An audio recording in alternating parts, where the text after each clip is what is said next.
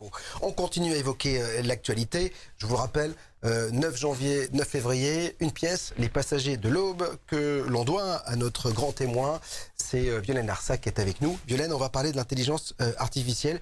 Ça vous effraie, tout ce qui est intelligence artificielle, l'homme augmenté, etc., tout ce dont on parle aujourd'hui, qu'on entend?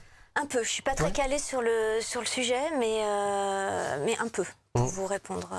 Vous avez peur de ce que pourrait devenir l'homme dans le futur?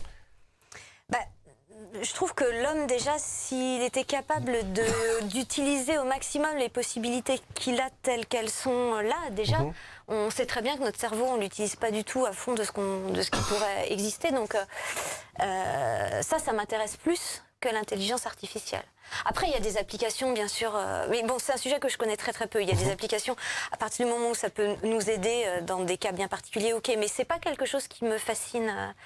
Vous suivez votre intuition parce que, ouais, en tant que femme, comme ça, parce que souvent... Non, pas qu'en tant que femme, en tant qu'être humain, enfin... Non, mais il y a plein de mecs voilà. On a la sensation que, moi, je vous dis, ça fait 7 ans, j'ai la sensation que toutes les femmes sont vachement plus intuitives, elles écoutent beaucoup plus leurs intuitions.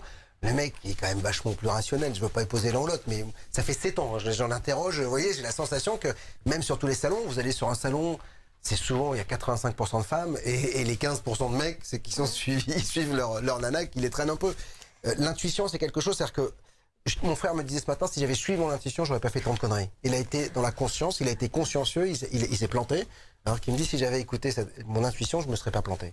Non, c'est sûr, moi j'ai toujours suivi mon intuition. Enfin, je sais pas si c'est mon intuition ou autre chose, mais je devais pas du tout faire de théâtre. Je suis rentrée par hasard dans un cours de théâtre. J'avais fait un bac+5 et j'ai vu une fille sur le plateau et je me suis dit, non, mais en fait, ta vie c'est ça. Et à partir de ce moment-là, j'ai tout fait pour tout larguer, pour partir dans le théâtre. J'avais jamais fait de mise en scène. Tout d'un coup, on m'a proposé de le faire. J'ai senti que c'était ça. Le texte des Passagers de l'Aube, je devais monter un texte, une pièce de théâtre. C'était pas du tout celle-là. On m'a retiré les droits au dernier moment. J'ai eu l'opportunité d'écrire, j'avais jamais écrit de ma vie et on m'a dit si t'écris ce spectacle, tu peux venir dans notre théâtre. J'avais 1 mois pour le faire, j'avais pas le temps de me demander si j'étais capable, légitime, tout ça. Je savais qu'il fallait que je le fasse, j'ai suivi mon intuition, je l'ai fait.